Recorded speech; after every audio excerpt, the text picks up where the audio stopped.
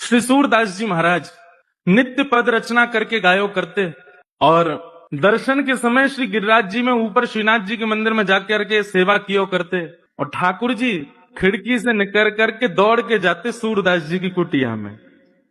सूरदास जी को दिखाई तो देवे ना है, चुपचाप ठाकुर जी जाकर के बैठ जाते और कोने में विराजमान है करके थोड़ी पे हाथ धर के सूरदास जी को देखते ही रहते। बस सूरदास जी नए नए पद बना बना करके गायो करते, ठाकुर जी बैठ करके उनको श्रवण करते रहते।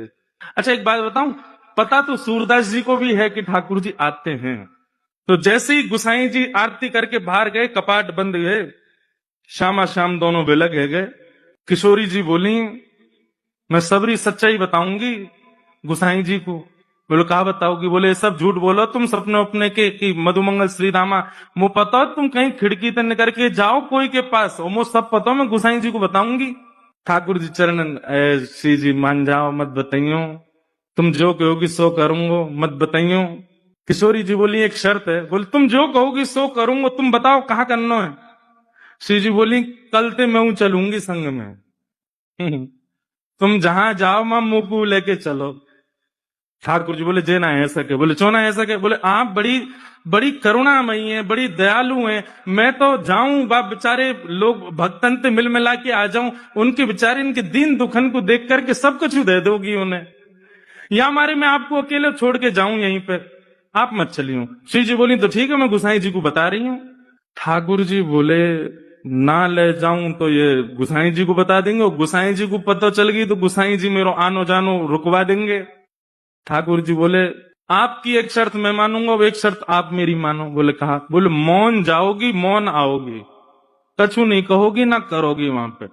श्री जी बोली ठीक है कछु नहीं करूंगी। ठाकुर जी बोले मैं विश्वास ना है रो आप पे, मुंह भरोसा ही ना है, नेक बाहर जामेंगी देखते ही ऐसी पिघल जामे।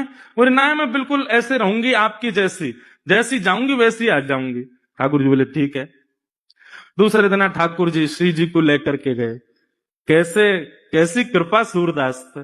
सूरदास जी की कुटिया में चुपचाप चोरन की भांति ठाकुर जी घुस गए और श्री जी घुस गए और दोनों एक कोने में बैठे थोड़ी पे हाथ धर के और ठाकुर जी हाथ पांव जोड़ रहे। वो रोइयो मत, भावुक मत होइयो, जे कछु गावे हो तुम नेक में ही ऐसी है जाओगी, तो चुप रहो ना, मैं बैठ रही सुन रही हूं बस। सूरदास जी ने गानो प्रारंभ किए। ऐसे ही गानो प्रारंभ कियो, आहा श्री जी के तो भाव नित्य सजल है गे। ठाकुर जी तो कह रही हैं जाकू नेत्र दे दे। और ठाकुर जी बोले मैंने मना करी ना, ये सब नए होगो, ये सब नए करनो है। अच्छा अच्छा ठीक है कोई बात ना, गान दो। श्री जी समझ गई जे तो कृपा करेंगे ना, मोइये कछु करना पड़ेगा। सूरदास जी अपने भाव गा करके और तुरंत अपनी लठिया धूड़ करके और अपनी कुटिया से बाहर जाने लगे।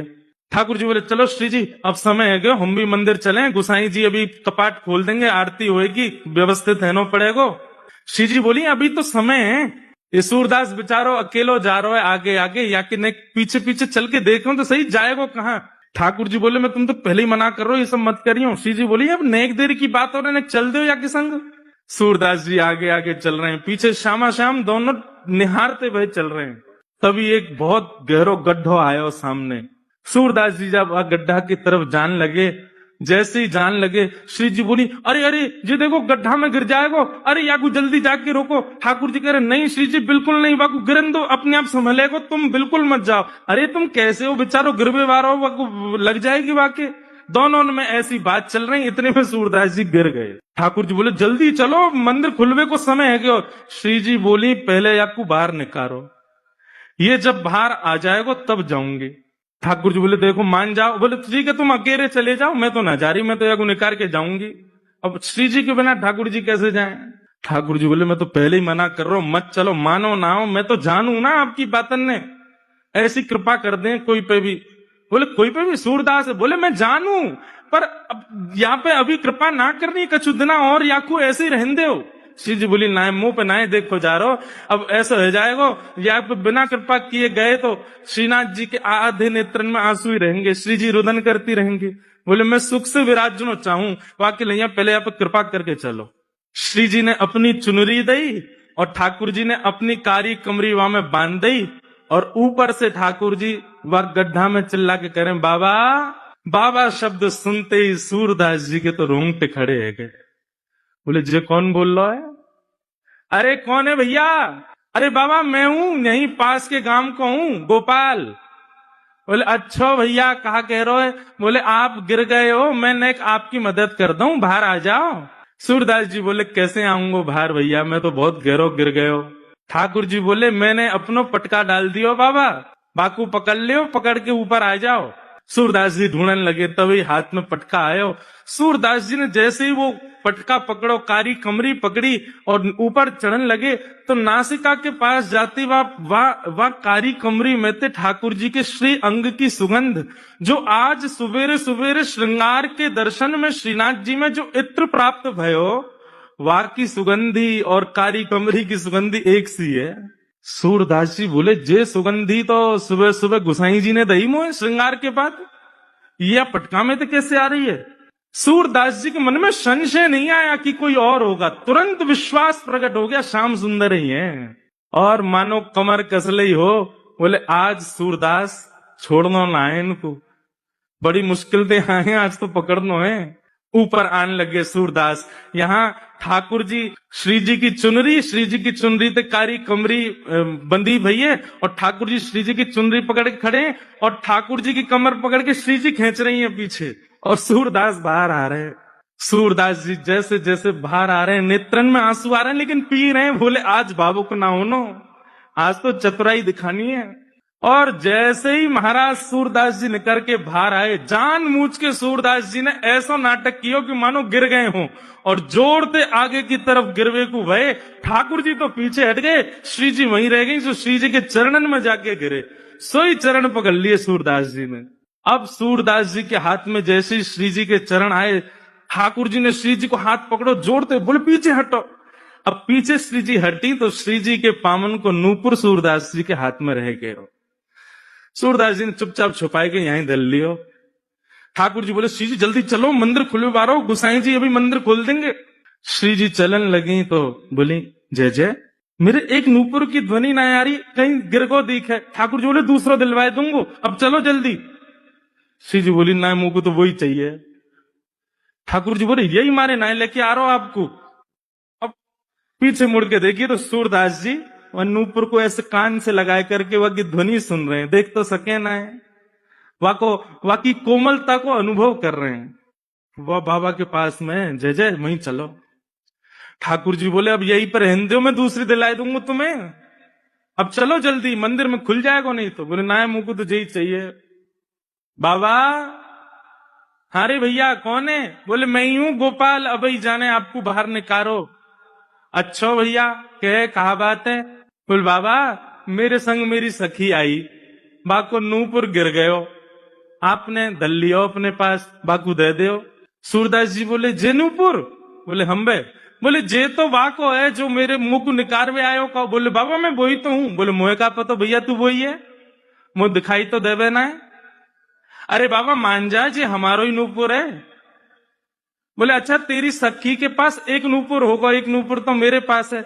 सखी ने आगे आए करके अपने दूसरे पाम के नूपुर की पहचान मुंह को कराए दे, मैं छू करके देख लूंगा कि हाँ जी वही नूपुर है तो दूसरे पाम में पहनाए दूंगा, और नहीं तो भैया मैंने कहीं तोय दे दियो और असली या को हकदार आयो और बाने आके मुझसे कही तो मैं तो बड़ी विडंबना में फंस जाऊंगा, मुझे तो पता ना है असली कौन है। ठाकुर जी बोले श्री जी जो बहुत चतुराई कर रहा है, या को पतो चल गई है कि आप ही श्री जी हो और जे दूसरा पाम पकड़ लेगो आपको। श्री जी बोली पकड़े तो पकड़न दो, लेकिन आज ये नूपुर लेके ही जाऊंगी। वो नूपुर के प्रति आसक्ति थोड़ी हमारी श्यामाजू की, उनकी तो जब से दृष्टि में आ गए सूरदास जी तब से बस यही चिंता है श्री जी को कि आप कृपा कैसे करूं मैं। श्री जी आगे बढ़ने लगी, ठाकुर जी पाम पूछे, तुम्हारे पाम पूछो या पास मत जाओ पकड़ लेगो। श्री जी चलती जा रही हैं। लो बाबा दूसरे पाम के नूपुर की पहचान कर लो। सूरदास जी ने दूसरे पाम को स्पर्श किया, बांधी वही नूपुर हाथ से छुई, नेत्रन से आंसू बह रहे हैं। लाली अपनो पहलो पाम आगे कर दे मैं पहना दूं। श्री जी ने पाम आगे कियो। सूरदास जी जैसे ही नूपुर बांधन लगे, नूपुर बांधते ही सूरदास जी ने तो ऐसे अंक में श्री जी के दोनों चरण पकड़ लिए। बोले अब नहीं जान दूंगा, अब तो कृपा करो मुंह पे, कृपा करो तभी जान दूंगा। यहाँ ठाकुर जी खींच रहे हैं श्री जी को, लेकिन श्री जी कस के पकड़ लें सूरदास जी ने। अरे बाबा छोड़ दे। बोले आज नहीं छोड़ूंगा, बड़े दनान में हाथ आए हो। 84 लाखन में घुमाए घुमाए करके जैसे तैसे तो सूरदास बनो, जैसे तैसे गिरिराज जी आके अटकाऊं, जैसे तैसे श्री वल्लभाचार्य जी की मुकु दीक्षा प्राप्त भैया, अब ना छोड़ूंगा, अब तो जय जय कृपा करो। बोले कहाँ कृपा करें? बोले मैंने जीवन में आपसे कछु नहीं मांगो, लेकिन आज मांग रहा हूं। ये दो चक्षु, इनकी कभी मुझको अभाव को अनुभव ना भयो कि आपने मुझको क्यों ना दिए। बहुत कृपा ठाकुर जी जो आपने ना दिए, लेकिन आज पहली बार ऐसा लग रहा है काश मुंह पे नेत्र होते तो मैं दोनों युगल के दर्शन कर लेता। सूरदास जी ने तो कही है, श्री जी ने तो इतने अपने हाथ धर दिए। बोले बाबा आंख खोल लो। ठाकुर जी कह रहे हैं मुंह तो पूछ तो ले करो। किशोरी जी कह रही है पूछो पूछो वारो काम ना है, सब होन दो। बाबा आंख खोलो। सूरदास जी ने अपने जीवन में पहले बार कमल जैसे, बिल्कुल ठाकुर जी जैसे नेत्र प्रदान कर दिए सूरदास जी को। जैसे ही नेत्र खोल करके देखो, आहा, नव दुल्हे ब्रजराज सांवरो, दुल्हन राधा गोरी, बसो मोरे नैनन में यह जोरी।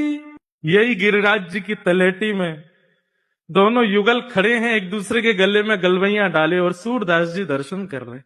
सूरदास जी पे बड़ो अनुग्रह कियो ठाकुर जी ने। अनुग्रह करने के बाद दोनों उनके खूब रज रज के दर्शन किए। सूरदास जी दोनों जैसी जान लगे। सूरदास जी बोले जय जय अब एक कृपा करो। बोले कहा ये जो दो नेत्र आपने मुंह को प्रदान किए ना, इनसे मैंने आपके दर्शन कर लिए, अब ये नेत्र मुंह से वापस ले लो, अब मुंह को फिर से आंधरो बनाए दो। क्यों? बोले अब आप दो बस गए, बस आप दो मेरे चित्त में विराजे रहो, बाकी अब संसार में मुंह को कोई और को नहीं देखना, फिर से मुंह को अंधो कर दो। बोलो भक्त वत्सल भगवान की।